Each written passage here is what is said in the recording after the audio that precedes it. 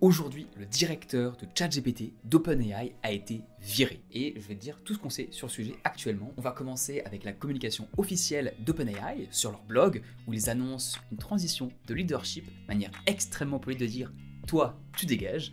Et on va ensuite voir les tweets de Sam Altman et du PDG de Microsoft qui ont un lien avec cette affaire.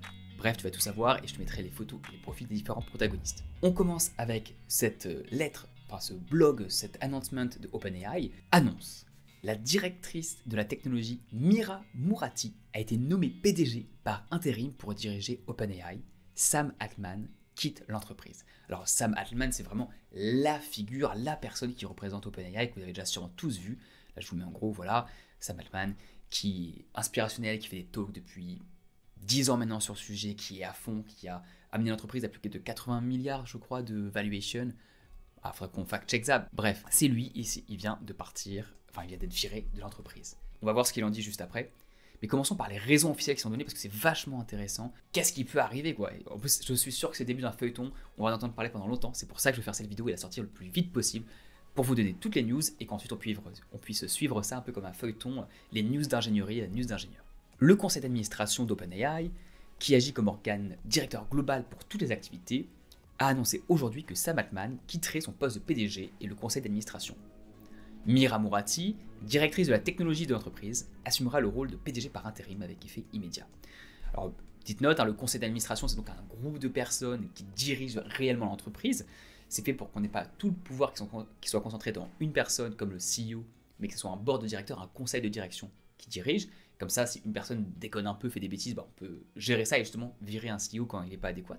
Et Mira Murati, tu en as peut-être jamais entendu parler, et pourtant elle est très connue, c'est cette femme. Donc c'est une ingénieure albanaise qui a 34 ans. J'en ai 33, tu te dis, qu'est-ce que j'ai fait de ma vie pour pas être CTO de la plus grosse boîte au monde quasiment, mais du futur. Mais non, tant mieux à elle, c'est super.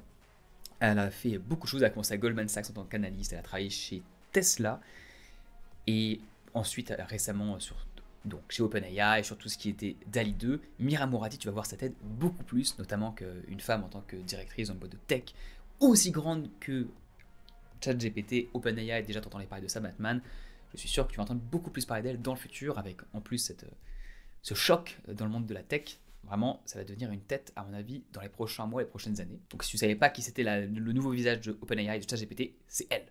Voilà. Ensuite, on continue. On a un paragraphe sur qui est Mira, je vais te le lire rapidement, mais nous on va se réintéresser à ça juste après. Membre de l'équipe de direction d'OpenAI depuis 5 ans, Mira a joué un rôle crucial dans l'évolution d'OpenAI. Elle dirige déjà les fonctions de recherche, de produits et de sécurité de l'entreprise, y compris son expérience dans la gouvernance et la politique de l'IA. Le conseil estime qu'elle est particulièrement qualifiée pour le rôle et anticipe une transition sans heurts pendant qu'il effectue une recherche formelle pour un PDG permanent. Plusieurs choses là-dedans qui sont à savoir. On voit déjà les choix des éléments de langage utilisés par OpenAI pour parler de pourquoi ils ont fait cette transition, pourquoi elle s'est fait virer. Et là on dit, elle est forte en gouvernance et en politique de l'IA.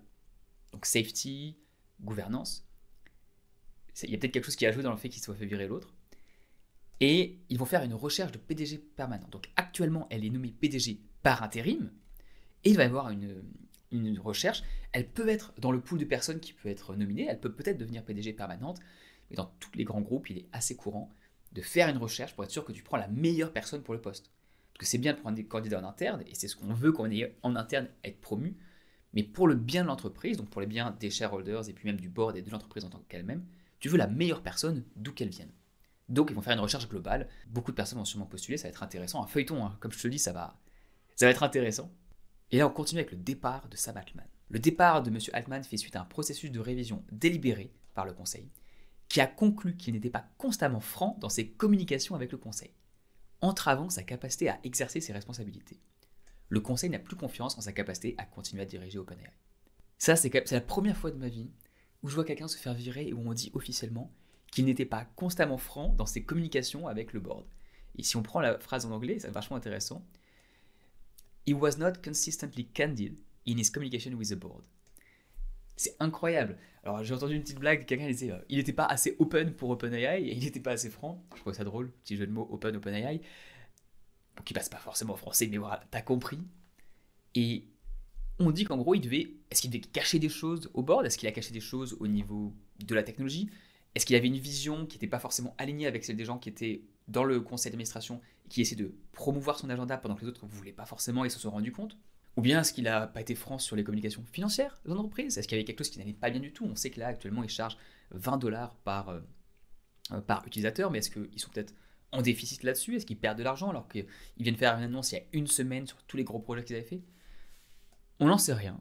Beaucoup de spéculations possibles, mais c'est hallucinant comme prétexte, et ça te montre qu'on est... Ça, c'est le langage corporate, le langage des grandes entreprises. On va voir ensuite ce qu'il a dit, ce qui est vachement intéressant.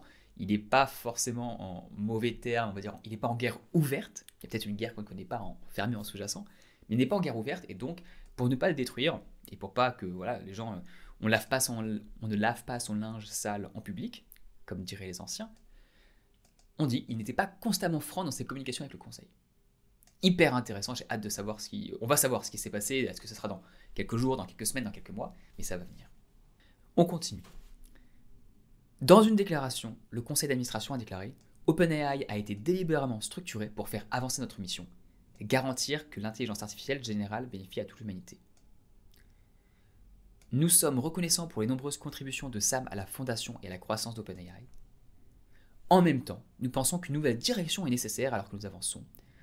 En tant que leader des fonctions de recherche, de produits et de sécurité de l'entreprise, Mira est exceptionnellement qualifiée pour assumer le rôle de PDG par intérim. Nous avons la plus grande confiance en elle, blablabla. » Donc là, encore une fois, il parle de ses capacités, de ses forces en recherche, produits et sécurité de l'entreprise. On va juste s'arrêter là-dessus une seconde, après il y a deux news qui sont vachement intéressantes encore. Le fait qu'ils n'arrêtent pas de dire sécurité, ça peut vouloir dire soit deux choses. Soit que c'est vraiment le problème et qu'ils le mettent en filigrane dans l'annonce pour que plus tard, si jamais Sam commence à dire non, ils m'ont viré injustement, bah, ils puissent dire on avait dit pourquoi, déjà là, on avait hinté le sujet, on avait sous-entendu que c'était ça. Ou bien tout simplement c'est un feu de paille et ils te mettent un thème comme ça. En gros, c'est ça le problème parce que le vrai thème est beaucoup plus grave. Ils ne veulent pas risquer que l'entreprise ait une mauvaise campagne publicitaire, une mauvaise campagne de communication contre elle si par exemple ils sont déficitaires et qu'ils ne veulent pas que ça se sache. Je dis pas que c'est le cas, je dis juste que ça peut être un feu de paille et qu'ils mettent ça en avant pour que autre chose se passe. On l'a vu en France avec les hommes politiques qui te parlent d'un sujet pendant qu'ils essaient de faire passer les 49.3 en douceur. Voilà, tu vois ce que je veux dire. Donc, je ne sais pas lequel des deux c'est. On va aussi voir ça avec le temps, mais intéressant. Ensuite, une des deux dernières nouvelles, les plus intéressantes, c'est cette petite phrase qui, au milieu de toute l'annonce, passe en mode personne ne va la voir. Dans le cadre de cette transition, Greg Brookman quittera son poste de président du conseil d'administration et restera dans son rôle au sein de l'entreprise rapportant au PDG. Alors là, si tu m'écoutes, tu dis Greg qui? Greg Brookman? Mais qui est cette personne? Eh bien, Greg Brookman, je te mets son profil à l'écran. Voilà. C'est le président et cofondateur de OpenAI, qui a peu de choses sur LinkedIn, mais tu vois, Harvard, MIT, CTO au sein de Stripe, puis président, chairman et co-founder. Donc lui, il était le président de ce board qui dirige les décisions de l'entreprise. Et là, quand on te dit, alors on a viré le CEO et le président du conseil d'administration, on le vire du conseil et on le remet dans l'entreprise, ça veut dire, toi t'es bon techniquement, on ne te vire pas tout de suite, mais par contre, il devait sûrement être d'accord avec Sam sur le fond. Et donc on le renlève de ce conseil d'administration, mais on dit, non, si on n'est pas d'accord avec Sam et que toi t'es d'accord avec lui, toi tu dégages aussi. Il n'était pas forcément totalement pas d'accord, donc il reste dans l'entreprise. À voir est-ce qu'il va pas se faire virer bientôt, ou est-ce qu'il va pas trouver autre chose à faire, ou est-ce qu'il y a un projet sur lequel il va être leader, on ne sait pas encore. Mais hyper intéressant, là pareil, le feuilleton commence, on va avoir des informations plus tard, ça va être intéressant. Qu'est-ce qui s'est vraiment passé avec Greg Brookman? C'était quoi les dessous de la carte? Alors j'ai cherché un peu à côté, ils ont fait pas mal de podcasts et d'interventions ensemble, Sam et Greg, donc on va sûrement regarder ça dans les futures semaines ensemble, quand ça va évoluer. Et là, ensuite, il y a du blabla sur OpenAI qui a été fondé. La majorité du conseil est indépendante et les administrateurs indépendants ne disaient pas d'action dans OpenAI. Donc en gros, ils veulent se déresponsabiliser et dire non, nous on fait ça pour le bien de l'entreprise, c'est la meilleure décision possible. Donc il n'y a pas énormément de choses dans cette communication au final, mais quand même 2-3 trucs qui sont intéressantes. Et là, ce que je vais vous montrer maintenant, c'est les réactions. C'est ce qu'on sait. Alors, ça c'est la réponse de Sam sur Twitter. J'ai adoré mon temps à OpenAI. C'était une expérience transformative pour moi personnellement et je l'espère que ça a contribué à améliorer le monde un petit peu. Plus que tout, ce que j'ai aimé, c'était de travailler avec des gens aussi talentueux. J'aurai plus à dire sur ce qui s'est passé plus tard, avec un petit smiley commando. À bientôt, je vous salue. Donc là, ce qui se passe, c'est quand même assez fou. We'll have more to say about what's next later. J'aurai plus à dire sur ce qui va se passer plus tard. On va en savoir plus tard, ou en tout cas sur les prochaines étapes. Ils ne crachent pas sur OpenAI, c'est un message relativement neutre. Ça veut dire qu'ils ne vont pas avoir de guerre ouverte comme je l'ai dit tout à l'heure. Mais bon, est-ce qu'il est content? Ça sûrement pas. What's next? C'est les prochaines questions. Ça, c'était à 8h46 du matin. Et ce qui arrive juste derrière, ce qui est trop intéressant, c'est qu'on a le PDG de Microsoft, donc Microsoft qui dirige, qui a 49% des parts de OpenAI, si je ne m'abuse, sur une structure un peu particulière, mais bref, tu comprends qu'ils ont investi énormément d'argent dans OpenAI, donc ils ont sûrement des voix au conseil d'administration. Il y a Satya Nadella, qui est le CEO, qui dit « Comme vous avez vu à Microsoft Ignite cette semaine, nous continuons à innover rapidement dans cette ère de l'AI, avec plus de 100 annoncements sur tout notre stack technologique de systèmes d'intelligence artificielle, de modèles, de tools, donc d'outils dans Azure et de Copilot. » Et après, il continue son message. Là, tu vas me dire, Thomas, il n'y a rien sur OpenAI, il n'y a rien sur Sam Altman. Oui, justement, c'est ça qui est incroyable. C'est 2 heures plus tard, il est totalement au courant. Attends, c'est l'acquisition une des plus chères qu'ils ont fait, qui est...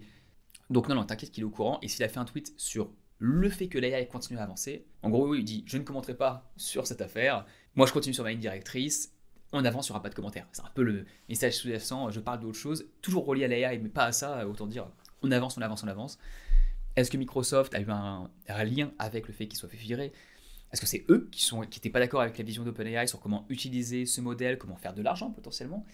On n'en sait rien encore, mais c'est un feuilleton qui commence. Bref, ça c'est tout ce qu'on savait sur la situation actuellement. Si une autre vidéo qui est super intéressante, j'en ai eu une à l'écran. J'en mettrai une qui a un lien avec l'AI, un truc cool que tu vas pouvoir apprendre. Tu sais pas forcément. Je te remercie d'avoir écouté et je te retrouve potentiellement plus tard pour la suite de cette aventure. Merci, bye bye.